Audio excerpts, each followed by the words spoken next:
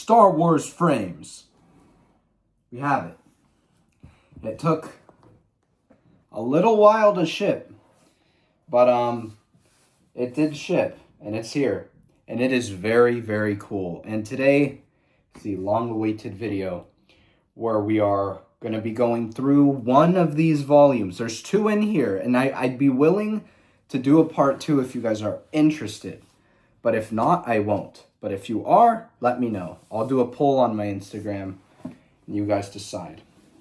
So, I don't know how much of this we're going to get through. It is huge, and there is a lot to unpack. There's a forward, and then there's literally frames from every scene of every movie. So, there's no way, I don't even know if we're going to get through an entire one of these. But I have another setup for when we switch over to looking at them. But for now, I'll show you something pretty cool. This is huge. It's heavy. It's huge. You saw it slam down on my desk. It's no joke. But when you take this off, it has, this little thing that says Star Wars frames. And it has, the episodes. And then you flip it over here. It has 4, 5, 6, 1, 2, 4, 5, 6. And then you flip it back. 1, 2, 3. And those are the size. They are huge. They are actually ginormous. Yeah, and we're going to start off, honestly, with the prequels one. Because I think that that's a good place to start. From what I saw, I think there's a lot more for me to talk about. They're both equally good. I'm not saying that one's not as good, but I want to go through the prequels first. So I'm going to flip the camera view soon here, and yeah, let's do this. Okay, so this is how we're going to do it. I have a tripod. My phone's on the tripod. This is so huge, width-wise even, that, I don't know. But, yeah, I'm going to have to probably take it off this tripod every once in a while. But here we go. Star Wars frames, selected by the man himself, George Lucas. This is the prequel trilogy, published by Abrams, New York. So here's an intro by J.W. Rinsler that I'm going to read really quick. Wow, this is a complex video. Yep, there's the tripod. Keeping it raw and real, but here we go. Frames is a meditative look at the Star Wars saga. It slows the story to a standstill, democratizing the time available for each moment. From 1973 to 1983, George Lucas worked on the creation of the first Star Wars trilogy, Episode 4, A New Hope, Episode 5, The Empire Strikes Back, and Episode 6, Return of the Jedi, writing the outlines, rough drafts, and early scripts, directing the first one, and executive producing the latter two. From about 1994 to 2005, Lucas worked on the creation of the Star Wars prequel trilogy, Episode 1, The Phantom Menace, Episode 2, Attack of the Clones, and Episode 3, Revenge of the Sith. Also writing the outlines, rough drafts, and scripts, then directing the live-action and visual effects elements for each ever more ambitious project. Lucas recorded the first 4 movies on film, Episodes 2 and 3 on high-definition digital tape. On September 9th, 2005, only a few months after the release of Revenge of the Sith, Lucas sat down with post-production supervisor Mike Blanchard and me in an editorial suite at Skywalker Ranch to begin reviewing the saga. The basic, somewhat esoteric idea behind the project was to go through all 6 films, frame by frame, and select those for inclusion in a massive 6-volume book. Sitting next to Lucas, Mike therefore advanced the digitized tape through an Avid Media Composer, projecting each frame on a 42-inch plasma screen. Given that film runs at 24 frames per second and that The Phantom Menace is 2 hours and 13 minutes long, Lucas had exactly 184,196 images to examine. For the complete prequel trilogy, 566,481 images. Leaning back in his chair, Lucas gazed at the silent images as they slowly clicked by. Some moments had become iconic, some were not so well known. When a moment appeared appropriate to Lucas, Blanchard would toggle back and forth between several frames so that minute differences could be observed. In one instance, an actor's eye might be closed or a ship in the background might be blurred. Ephemeral objects would often blink in and out of the frame. After Lucas had decided on the right one, Blanchard would tag it in Avid, and I'd print it out. After a few months of this simplistic work, I dubbed Mike and myself as frame monkeys. The first session took more than 2 hours, during which 43 frames were chosen from the first 17 minutes of the film. Jesus, like this is here. I'm having to move my old chair. Seeing our slow progress, producer Rick McCallum joked to Blanchard, "So you'll be done in about 10 years. That's a little weird," Lucas said during a subsequent session, referring to an off-center shot of R2-D2. "I like that one." Of course, he commented, "There's a nice shadowing. Wait until the Jawa goes by." Looking at an exploding pod racer, he instructed Blanchard, "There's a flash. Get it at its height." We're reliving hard moments," Lucas said during the second session. "It was just the beginning of this kind of filmmaking." Looking at a close-up of Darth Maul and Darth Sidious standing on a Coruscant balcony, Lucas remembered how they were able to keep them both in focus despite their differing distances from the camera. Thanks to the newly arrived digital equipment capable of exceptionally deep focus, not surprisingly, it took about 25 hours to survey the first movie. The sessions averaged between 2 and 3 hours, 2 to 4 times a month. An old-fashioned dial phone in the room rang only if one of Lucas's family members needed to reach him. The general silence was often broken by conversation, the latest film releases, politics, stories from the past, and during the occasional all-day session of 6 or more hours, jokes and ad-lib dialogue. Lucas's reasons for choosing a specific frame can be narrowed down. One motivation was to give both fans and cinephiles the time to examine complex images, dogfight scenes, battle scenes, exotic locations, images that were on screen for only seconds, but which had taken months, if not years, to create. The result of Lucas's work with cast and crew, animatics and concept artists, and industrial light and magic. Some frames were appealing as beautiful live-action photography created by successive cinematographers such as Gil Taylor, Peter Suschitsky, and David Tattersall, who took care to bathe Carrie Fisher, Mark Hamill, Alec Guinness, Harrison Ford, Hayden Christensen, Natalie Portman, Ewan McGregor, Ian McDiarmid, and others in beautiful lighting and color. Visual effects shots bore the mark of their supervisors, from Dennis Muren and Ken Ralston to John Knoll and their creative teams. Lucas began Episode 2 frames selection on March 3rd, 2006. These sessions went more quickly at first, but Lucas was often called to other duties, the development of the animated Star Wars The Clone Wars television show in particular, and the pace slowed. He picked 2 particular frames because they were homages to painters Maxfield Parrish and J.M.W. Turner. Another he picked because he liked the angle. Ultimately, Lucas singled out more images than he had for Episode 1. The scope of the project then expanded when he decided it would be necessary to include certain emotional beats to tell the story. By the end of each reviewing, between 500 and 700 wood frames would be available from which to cull the final images. After I'd put the images into categories, establishing shot, master shot, 2-shot, action, etc., Lucas would winnow the number down to about 350 to 400. These he would go through during an editorial process in the art department, carefully pairing the images that would eventually appear side by side in the book. Whereas he had selected 150 final images for Episode 1, Lucas picked 200 for Episode 2. Later, he would add more to Episode 1. Finally, we opted for a goal of 236 images per film. Episode 3 frame selection began on September 6, 2006. With an impending deadline, progress went much more quickly. "Wait till the missile clears," he said of an opening aerial battle shot.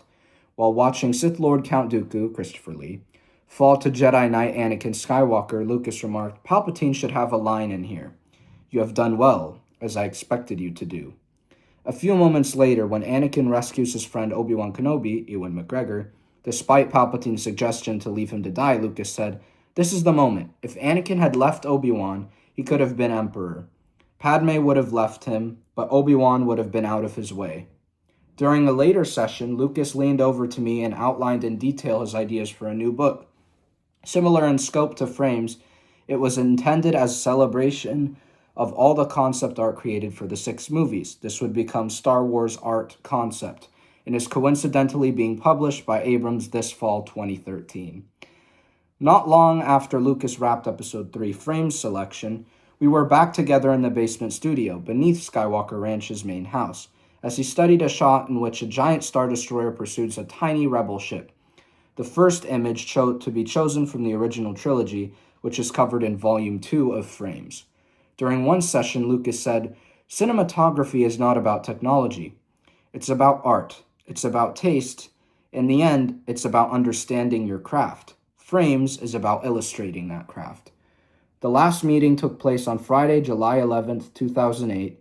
Mike then gave the timecode information to Industrial Light and Magic, which pulled the final frames from the D Cinema Masters. Taken together, Volumes 1 and 2 of Frames form a photographic counterpart to Lucas's fast-moving cinematic space fantasy, a sextet that has touched the lives of millions of people throughout the world. Lucasfilm, The Presidio, San Francisco, California. J.W. Rensler, Executive Editor at Lucasfilm. Please note, all the images in Star Wars Frames are presented as they are seen on screen, with none of the alterations that are usually taken place when an image is released for publication, digital enhancements, airbrushing, and so on. They will therefore have occasionally motion blur or other anomalies inherent in a 1 to 24th of a second extraction. Here we go. Dedicated to Jet, Amanda, and Katie, which are all George Lucas's children, we start with The Phantom Menace. And yes, this shot is absolutely disgusting, but unfortunately, I don't have Meta glasses yet, or a GoPro yet, which would be great for this, so we're just gonna have to deal. So, sorry.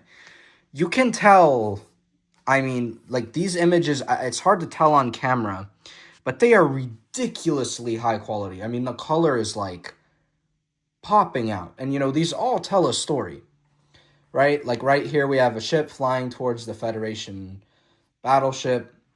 We see, what's in the Federation battleship? We have a bunch of battle droids, which are the enforcers of and security of this place. Then you go down here. This is the command of this place. Then you go over here. They're discussing something important, right? Then you're going to flip the page. Did I miss a page? No, I didn't. Droids are talking. Forgot his name. I think Lot Dodd. And then you see he's talking with Sidious, who knows there's a Jedi on board. Now we see the Jedi. Oh no, the ship exploded. Obi-Wan's ready for action. They fight the droids. Droidekas fire. Qui-Gon tries to cut through the door. Oh shit, that's not working.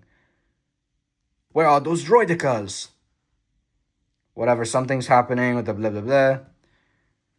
I will not condone a course of action that'll lead us to war.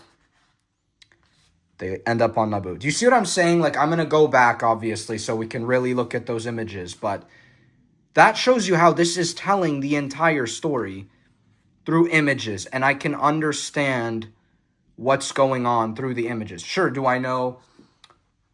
Oh, wait, now there are 2 of them. No, I don't. But, you know what's generally happening. And that's how you know you told a really great visual story, is if you're able to define that and figure that out.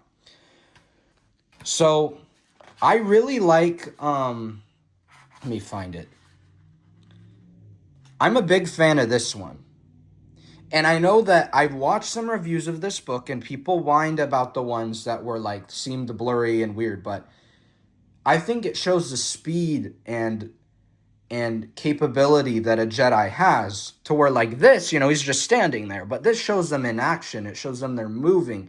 The motion around them is blurring. The image itself is blurring. It's contorting, showing how fast and agile the Jedi are. So, that's what I really like about this. And this image too is really cool. This one's awesome too. I've never, like, you could see like the dots and I know it's kind of hard to see here, but like you can see like the lines and the sketched out, hologram glitching right there. This is I think this is one of the best shots in the saga it's literally just of Padme, but still, I mean, it's like the composition, the color, the costume design, like it's insane. It is insane. Jar Jar, love this one. Love this one too. Fully digital. Everything right here is digital, by the way. Same thing here.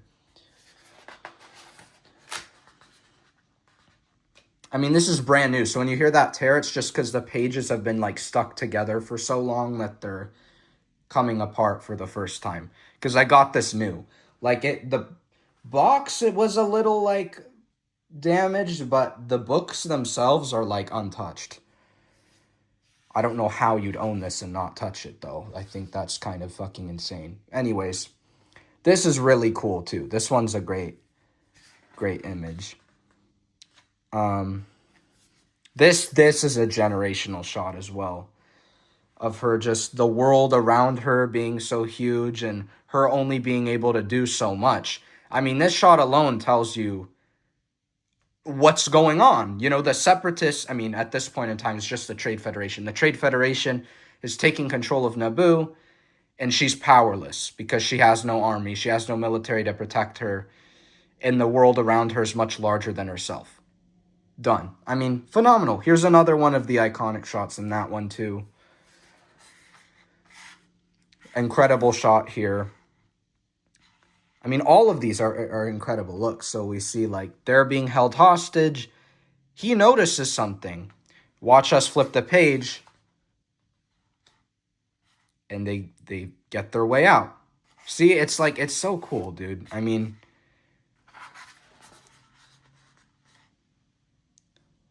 this is another one that shows, like, there's a lot going on. There's a big battle. I love this shot of R2. And this one's really nice. The shadows over Obi-Wan and Jar Jar are great. Iconic. Maul, Sidious.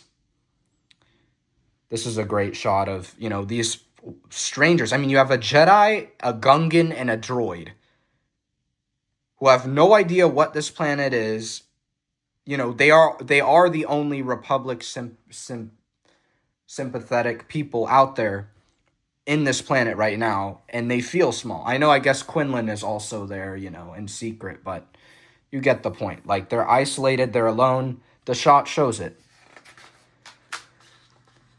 So, I mean, this goes to show, like, when you're making a film, the shot should tell the story. You shouldn't just have a cool random shot of a fucking water bottle to have a cool shot of the water bottle. Every shot should progress the story forward. And that's an issue today. Like, you don't see cinematography like this hardly at all anymore because everyone's obsessed with getting these filler shots that look so cinematic. And it's like, no, the whole point of making a film is to tell a story. And if you're not telling the story as a cinematographer, you're not doing your job right. I mean, this is hilarious.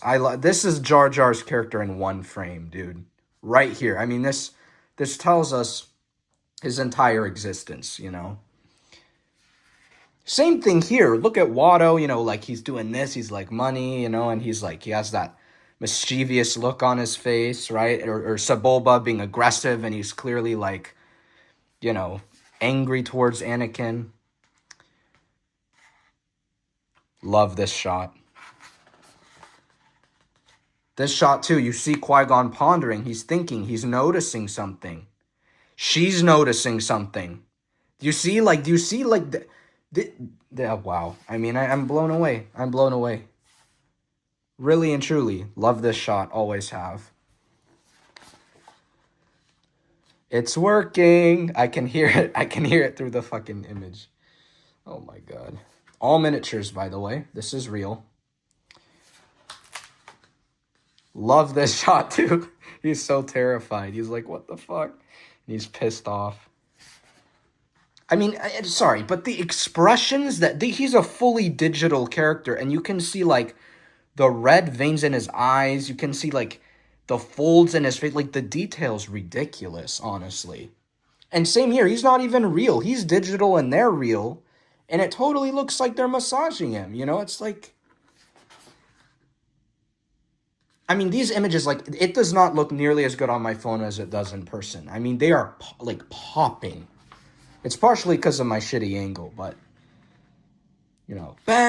Oh, no way George put Ben Quadraneros. That is insane that George put Ben Quadraneros in here, dude. Holy moly. George Lucas knows ball, does he? Ben Quadraneros is in here. Out of all the frames, he's like Ben Quadraneros, and I agree. This is a great crowd shot. This must have been in the movie for like a second, because I like, you know, less known. Love this shot. Iconic. Oh no, Anakin's losing. Oh no, right? You can see everything. Look, what's going on? Power of image. This is masterwork. You have all the pod racers pushing out this way. They're blurry, they're in motion, and Anakin's is stuck in the middle, not moving. In one shot, you could see what's going on. You don't need to be like, oh, I have to see Anakin slow down all the way. It's like, no, you see it in one shot. Crazy, dude. Aura saying very iconic shot here, too. Love this shot. That's sick. Both of these, you could see the speed, the furiosity, and just speed of those pods. I mean, like, look at this. It's so fast that you can't even see. You know, it's like if you were passing right by Sebulba. That's what it looks like. Same thing here. See, people don't see vision. They don't see the vision. I see the vision. Like, people are like, why would George pick that? It's blurry and distorted. It's like, think outside the box, dude. This is telling a story and you're not understanding, right? This is like, it's emphasizing speed, right? Because we're not watching it. We're looking at a still image. So the still image needs to convey speed, and this is the best way for a still image to convey speed. Love the Tusken shot. Love this shot. Well, I'm doing pretty good on time. We're already at the pod racing scene, so love that shot. Oh, shit. Yikes. Ah! See, the whole story's right here. Oh my gosh, dude. Dude, I miss George. We don't have movies like this anymore. Like, we really don't. We don't have movies of this level anymore. It's like not a thing. Like, we have great movies that come out now, some, but we don't have artful masterworks that have come out, you know, in the past 5 years. Like, this is just, you don't have this stuff anymore, man. It's sad, but true. Fantastic shot. Look at this. Look at this. Look at this. You have Shmi right here, and you have Qui-Gon right here. His destiny is right here. You either regress and you go back to your boring life, or you progress and you go to Qui-Gon and you live your destiny out as a Jedi. Boom. Story right there. Love this shot, too, where he flips off the bike. Anakin, drop. You know, you can see it. This is a great choice. I really like this choice. I mean, you could see he's just swinging in the... Holy moly! I mean, because these shots are so quick because it's a duel, but that is incredible. Ray Park, bro. I wish I knew about that, because when I met him, I would have brought a print of that and had him sign it, because that's crazy. That is a really cool... Wow. And you could see, like, he landed here. They didn't choose the one with his saber up because they wanted to show, like, that he landed on the ground, that he's recovering. Love that shot, too. I love this one here of Jar Jar and Newt Gunray in his chair. That's cool.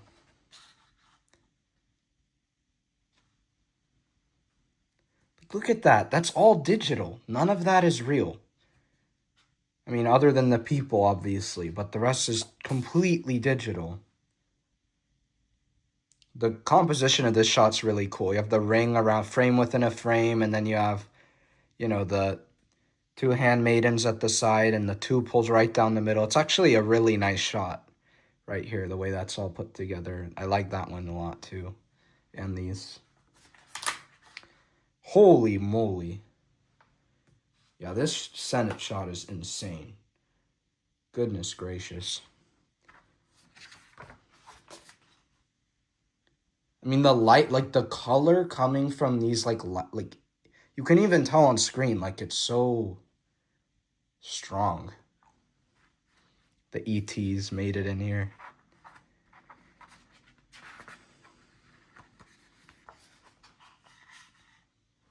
Love that shot. This is one of my favorite shots ever, period, right here. I mean, this is the beginning of everything,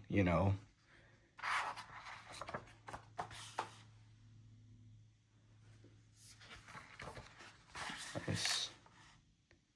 Be gone with him. I know that's not what he says here, but still, like, it's just, that's Boss Nass right there. I mean, oh, it's the iconic fog shot from the trailer.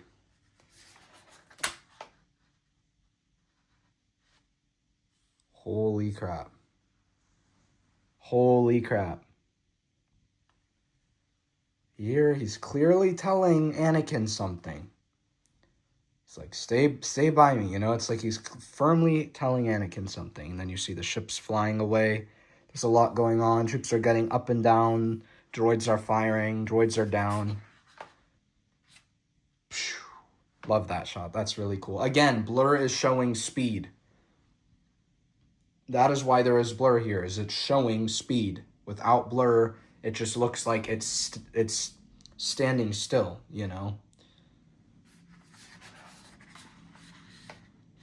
That's great. This is great. That's really great. Oh my gosh. All the ones people whined about are the ones that I'm actually really, I think are the best. Like, this is just great. I mean, there's nothing about this that I don't like. This is really great.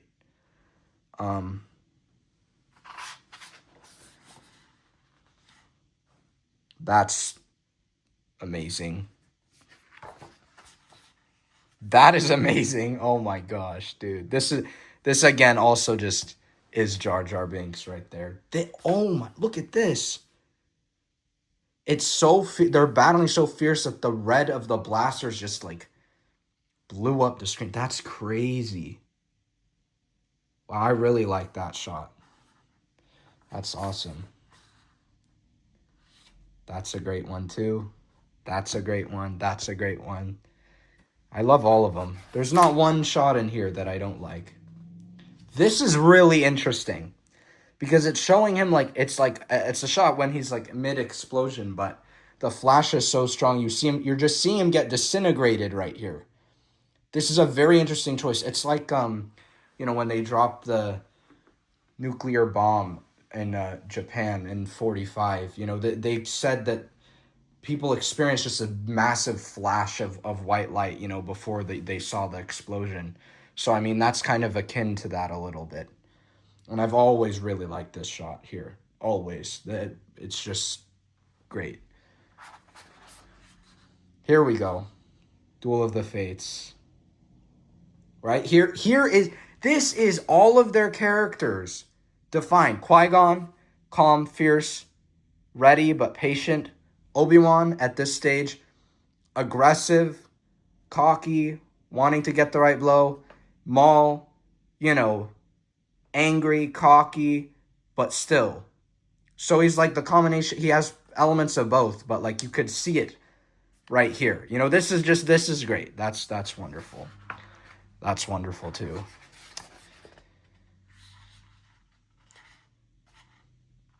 Really like that shot. Look at this. You could see the streaks of, like, you don't see this when you watch the movie because of compression. Like, when you watch on Disney Plus, all digital movies like that are streamed are super compressed. So, like, their file size, like, might be, like, this big off my frame. You can kind of see the shadow. But like on Disney Plus, they shrink it to like this so that it'll, not take up too much storage on their platform. So it takes away all the little details like this and even the streaks and lines over here you can't see when you watch it on digital, but you can see when you watch it on DVD or VHS because there's not a lot of compression on those ways of viewing. So it just shows the difference. Love this shot too. But yeah, this one is phenomenal, these two. That's great. That is really great. I mean, you could see the color, like the red and blue are starting to blend as Obi-Wan gets really angry and Maul is, obviously Maul. So that's a cool, interesting image. That's great. I mean, you see Obi-Wan's just anger right here. I mean, like you could see how he's just pressing and like he's quick and Maul's like still uncalculated. And then Maul striking back right here. That's awesome. Look, you could see it feels like the explosion's going to explode out of the book at me. Like when I look at that head on. That's so weird. I've never had an image make me feel that way. That's so weird. Like it feels like it's going to just explode, but obviously it's not. It's an image. That's one of my favorites so far, actually.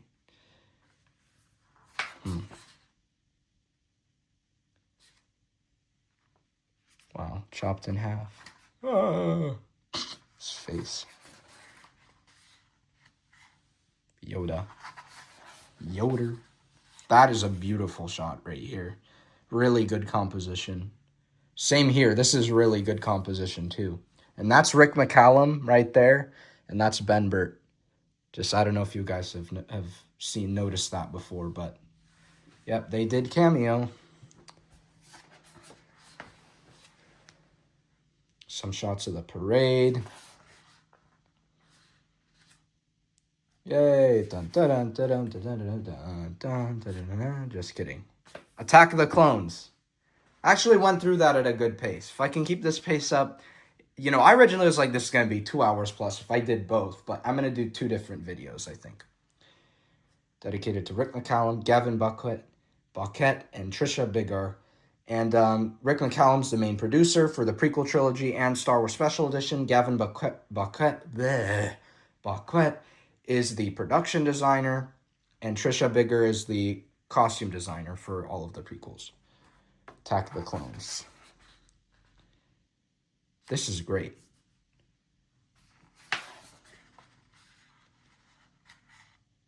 See, like Yoda senses something's wrong. Like you could see it here, and Palpatine's acting all clueless and innocent and just a stoic little politician, and Yoda's like, huh? Do you see the power of image? And he's like, oh shit. Anakin's like, oh, God damn it, I hate you, Obi-Wan. And you go over here. Wow, these are really great. Wow. Holy crap. Holy. This one, too. Oh, my goodness. That is insane. This one, too. I like all of these.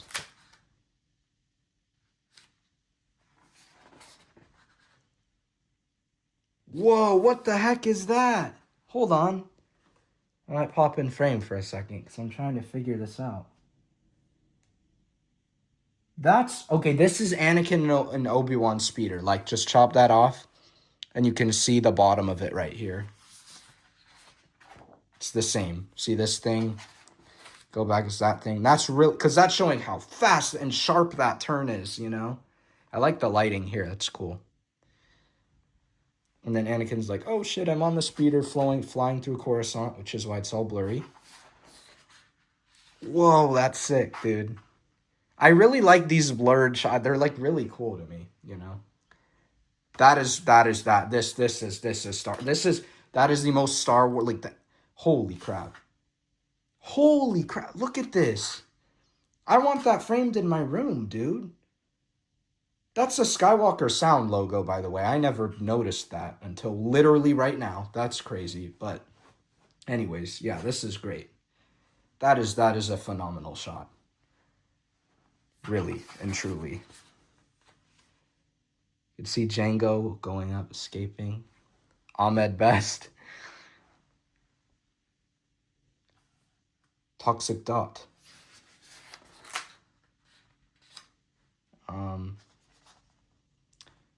Pondering Yoda. That's friggin' tough, actually.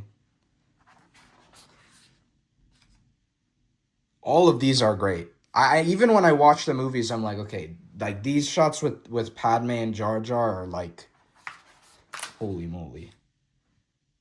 This mirrors what comes later in Revenge of the Sith, where he's looking up Luna. It's the same kind of vibe going on. You know, he's just wondering where he is in life and if he's doing the right thing, if he's being too arrogant. You know, it's like he's thinking. And you could see that. R2 being a server. Also kind of reference to Return of the Jedi going forward. Look at, he's just staring at the camera, dude. What the heck? Unk Sebulba. I mean, he's not Sebulba, but like, same species. He's a Dug, so. That's hilarious. I never noticed that. Oh my gosh. There he is right there, waddling away. This is a great shot, too. Holy moly. That's awesome. Depends on how big your pocketbook is.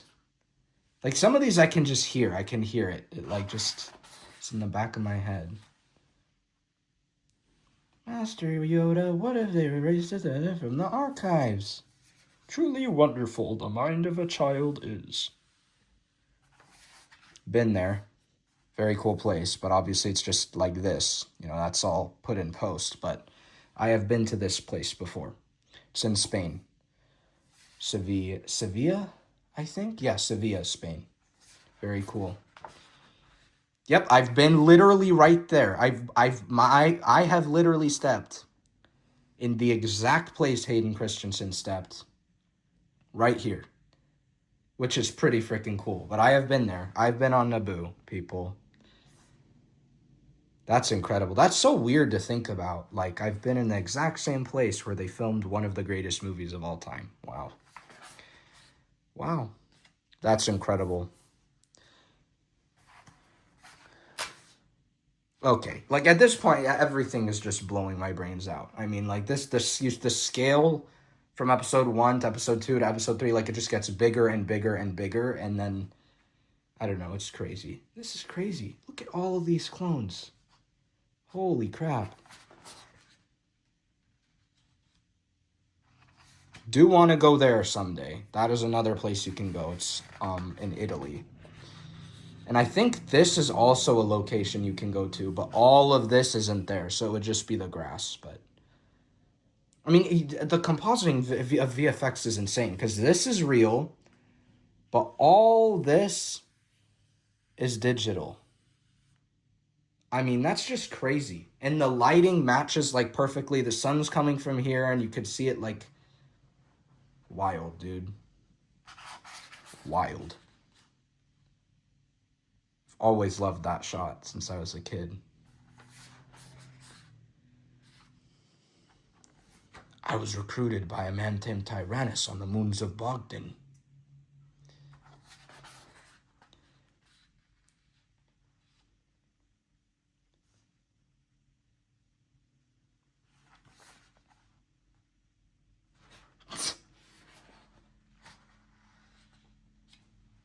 Holy, that is crazy. That is a crazy shot right there. Goodness gracious.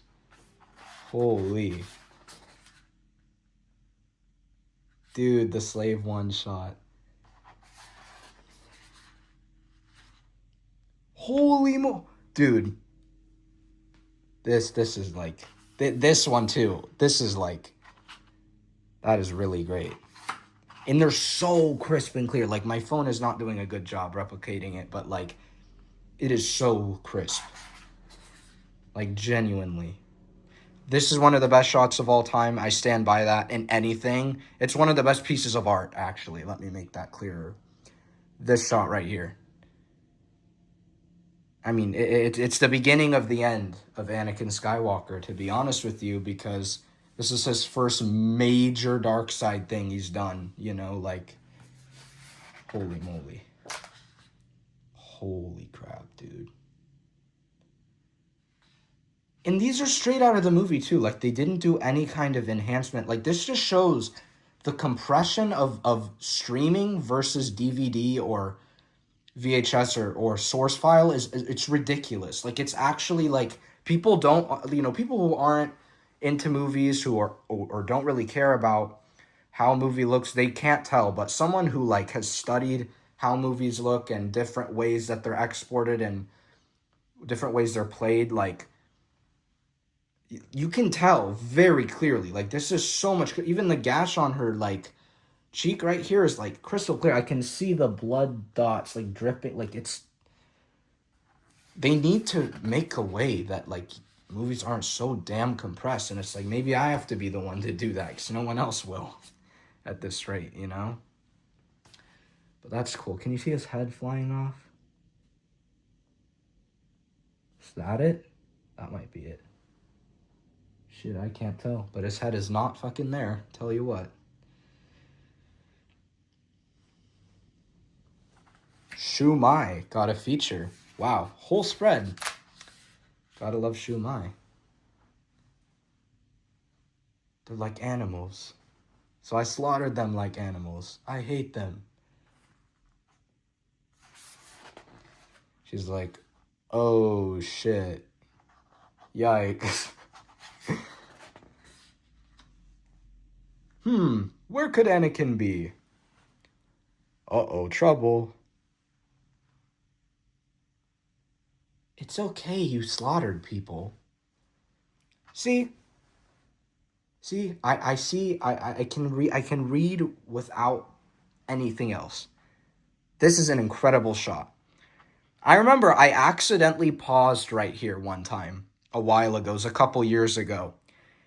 And I was just kind of blown away. I was like, wow, this is really great shot. And it's so quick, you don't notice it. That's what, like, I think Star Wars would get a lot more appreciation for its cinematography if it sat on shots for a little longer. Now, obviously, I wouldn't want that because I like the pace of Star Wars, but, you know, well, I mean, if George wanted it, I would want it. You get the point. But, like, there are some really phenomenal shots, but they're so quick, people just don't notice. And then there's people like me who are goated and take the time out of our day and pay money to indulge in this story to the fullest and get this book, like Star Wars Frames or whatever, so you can see the frame frozen and study it, you know?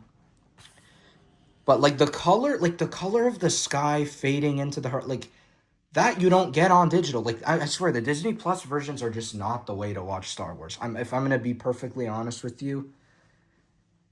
And, like, the skyline's so clear, like, they're just not. Like, 4K Disney Plus is not...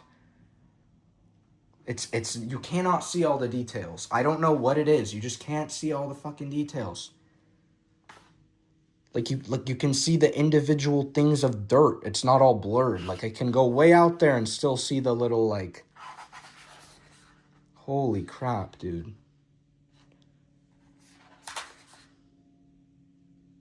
What the... Look at this! Holy moly. This shot's great, too. Again, it's really quick, but it's great. And I like this Darth Jar Jar ass picture, bro. He looks like he's ruling the galaxy right here. That's sick.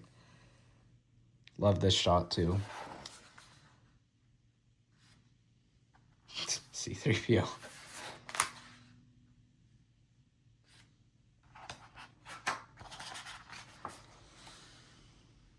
That's a cool shot right there.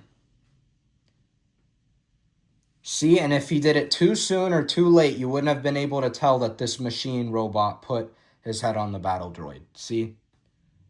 Like, that's why there's, like, those weird images, because it has to tell the story, you know? This shot's great. That shot's great. This shot is amazing. So, oh my, look at this. Like, you could see the line of, like, drones.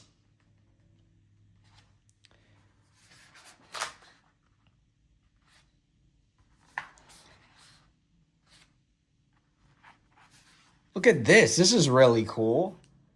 What the heck? He's just like at the edge of the screen. That's sick, dude. This party's over. And the droids roll out. The Jedi come out. Holy crap, dude. Holy crap. And you can actually, like, pay attention to all the different Jedi here. That guy's dual wielding in the back right there. What the heck? Holy crap.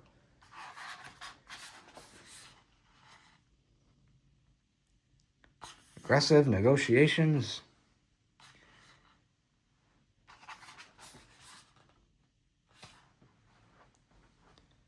Look. Dun, dun, dun, dun, dun, dun, dun, dun, dun. Can hear the John Williams. It's just so cool, dude. Holy.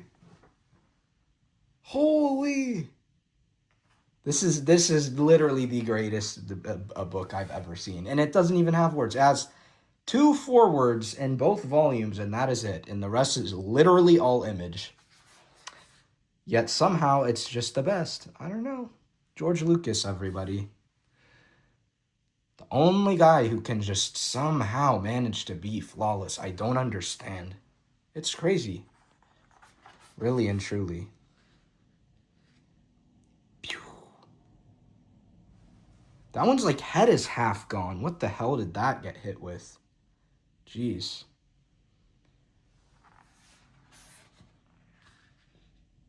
Love this shot. That's really cool. That one too. Like, that just looks like a painting. Like, that doesn't look like... But it is. It's real.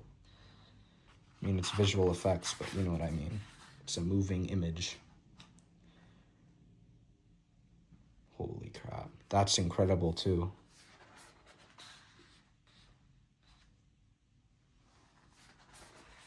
Whoa. That might be the best one. I mean, one of the best ones we've seen. That is really cool. Holy crap. Wow. This one too, you could see him getting knocked over. See, if the frame didn't stop there, you couldn't tell that droids were being destroyed. That's cool. That blurred one. That's... Oh my, that is so sick, dude. Holy crap. That's so cool. That one also. That one's cool too.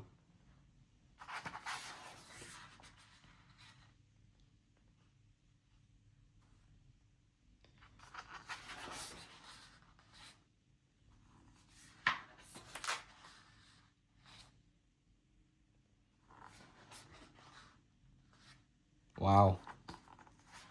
That was incredible. All right. Last one. Revenge of the Sith. Dedicated to David Tattersall, John Nalbenbert.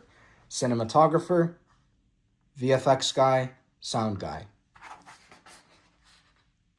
Holy moly, dude. Like, at this rate, it's just like, it's just like eye candy. It's just straight eye candy every shot.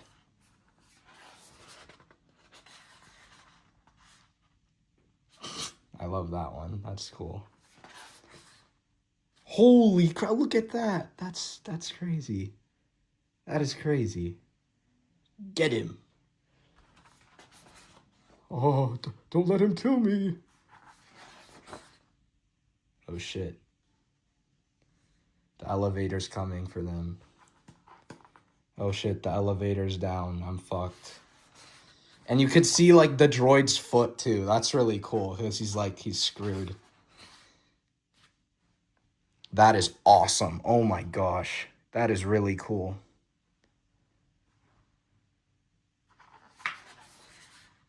Holy look at that. I love this one. It shows the power of the ship landing. You know, it just slams on the ground. It looks like the camera shook from how hard the ship hit the ground. And how the, you know, the, not dust, but like fragments and shit from the ship is flying out from the sides. The friction's causing flames. You know, you could all see it right there.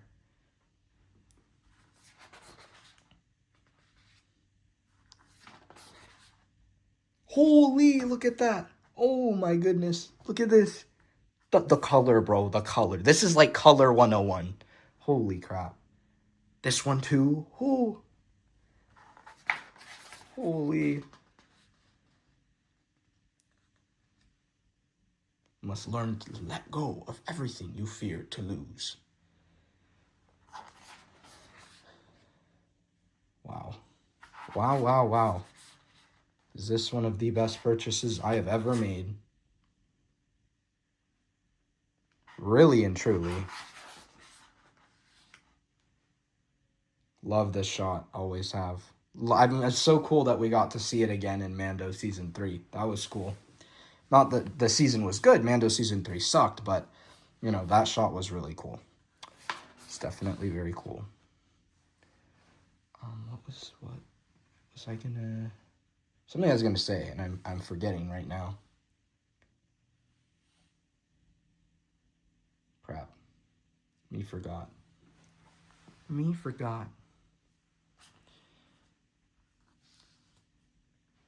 Have you ever heard the tragedy of Darth Plagueis the Wise?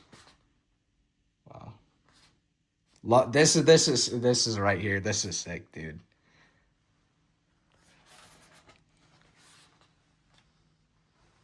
Wow.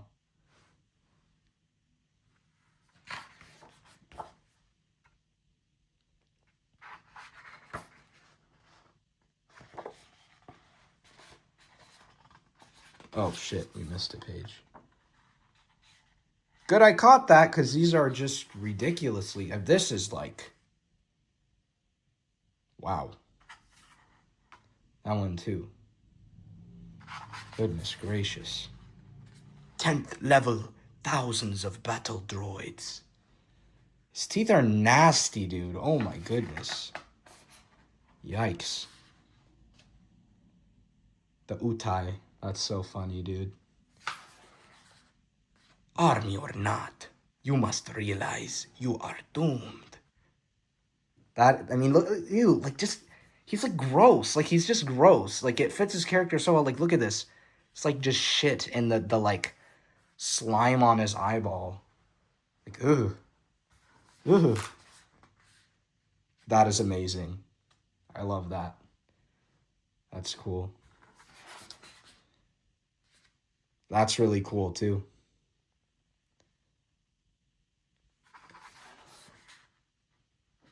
Again, speed. You see the speed. Obi-Wan's still. The Varacto's moving. He's not blurred out. The rest is blurred out. Same thing here.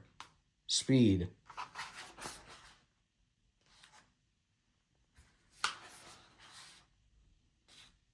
I know you would. You can feel your anger. This is amazing. That is amazing. I really like all of these are great. They're great sequential shots. I mean, really and truly. That one too. He's like moving it up, and then you see he got him, and then we cut to the iconic shot right there. That's where he turns, you know. That I mean, it's up for debate. Whether he turns here or when he turns and Mace's hand gets cut off, like, I don't know, like, where does his heart really turn? You know, it's like, I feel like his heart turns here, and he's like, I know what I have to do, but then there's still some conflict later, you know, but I feel like his heart really turns here, you know, but sure, he fully turns, like, in his mind when he cuts Windu's hand off, but I feel like this is, like, when his heart turns, you know. Oh, you can see that gash right there. Goodness gracious. That is really cool. That glass shatter, oh my.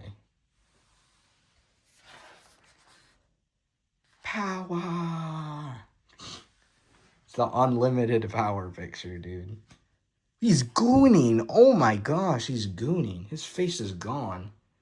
He's like, oh. Holy crap. Once more the Sith have ruled the galaxy, and we shall have peace. That is one of the best shots of all time, too. Henceforth, you shall be known as Darth Vader. Really cool.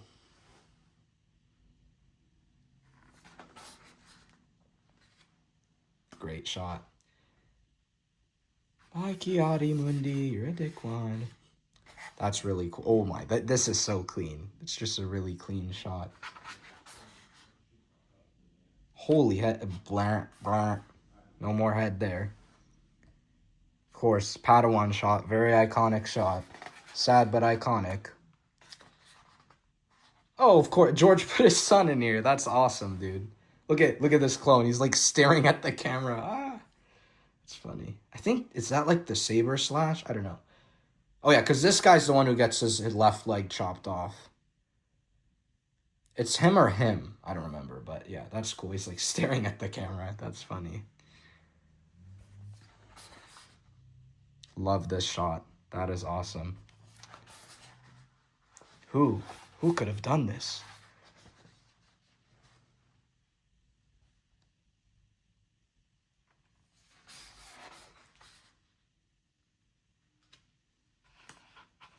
Could see, this is one of my like favorite shots symbolically from Revenge of the Sith, because as the Empire forms, after Order 66 is executed, you see the light start to fade away into a sunset and then completely dissipated. And that's what's really cool, is like, as the movie gets darker, the light on Coruscant slowly starts to go away. I don't know if you've caught on to that, but like later, you know, once the movie's like Vader, Anakin's fully Vader, you know, he's been burned, whatever, it's pouring rain, gray with lightning on Coruscant. At the beginning of the movie, when Anakin, you know, was in his war hero phase and he defeated Dooku, it was bright outside.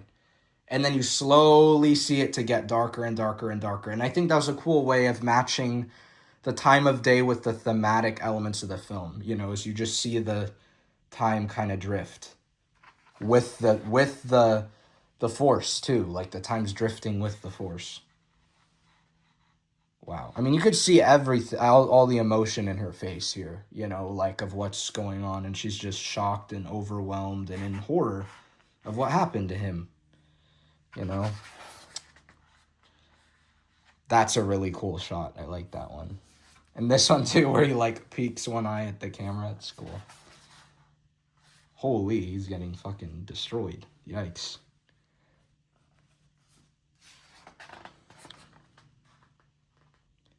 And the destruction of democracy, mirroring the destruction of the Senate physically, you know. Themes, guys, themes.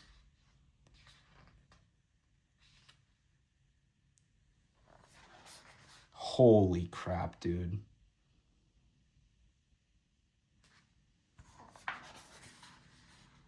The lava's just popping. It's like, this looks like immersive. Like, it just, the image is so clear. Like, it's clearer than watching it, you know? Like, it's just so clear. Because each frame is pulled, you know? It's not constantly moving and distorting and whatever. It's just the image. Great shot.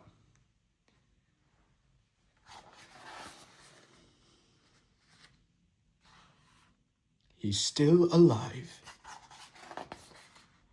See? Now it's completely dark. It's pouring rain. With a tiny, tiny pocket of light over there, representing the tiny, tiny pocket of light within Vader. I know that was probably unintentional, but hey, we're going to say that for fun. Because why not? Maybe George thought that. Who knows? This is a great shot. Holy moly.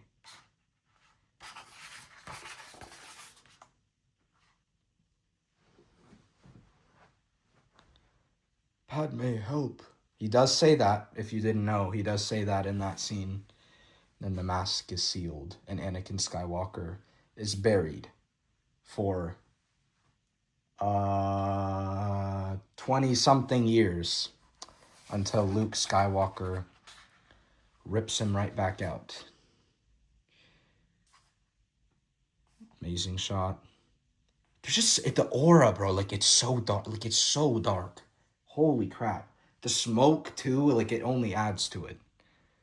And the just defeat you feel in this room, like, everyone is just, like, shattered. Like, just emotionally destroyed.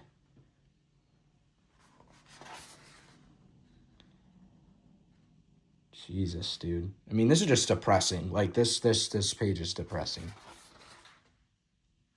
Oh, yeah. So if you guys want to know what my two favorite shots of all time, 3 favorite shots of all time, this is one of them. The best one, in my opinion, is the binary sunset in A New Hope. I know, oh, so cliche, whatever, but it's true. I just objectively, like, flawless. We'll get to that when we do the original book, but this is probably a close second. I mean, or any of these ones, like the little bit of the Empire and Darth Vader we see in 3. I mean, just goes to show.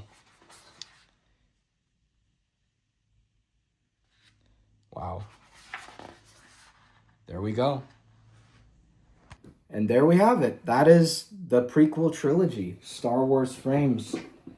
That felt like I just watched all 3 movies really quickly. You know, that's what it felt like, which is cool. And I could have easily sat on some of those images for a lot longer trying to figure out why this particular image was chosen, you know, but obviously for video speed, already is super long. So I was like, I don't want to make it even longer, but yeah, I mean, that was an incredible, I'd say, honestly, experience going through that like that.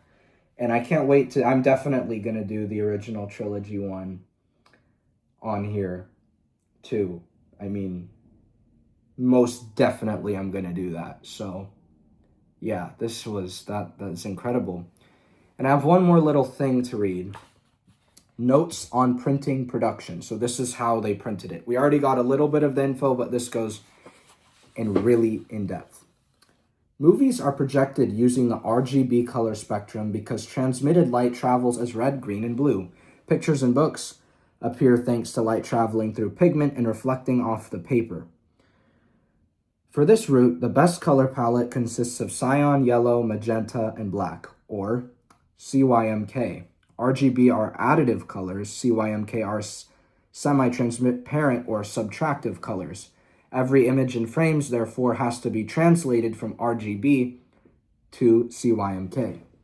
Each frame from the digital masters contains 1,920 pixels by 1,920 pixels by 818 lines of resolution, or 818 lines per frame, which translates into a number of dots less than ideal for publishing.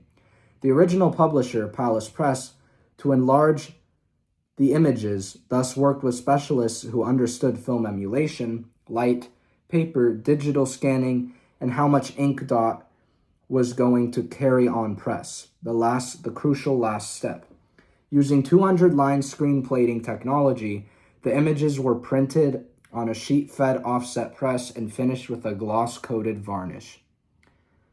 For all the images and frames are presented as they are seen on screen, with none of the alterations that usually take place when an image is released for publication, digital enhancements, airbrushing, and so on. They will therefore have occasionally motion blur or other anomalies inherent in a 1/24th of a second extraction.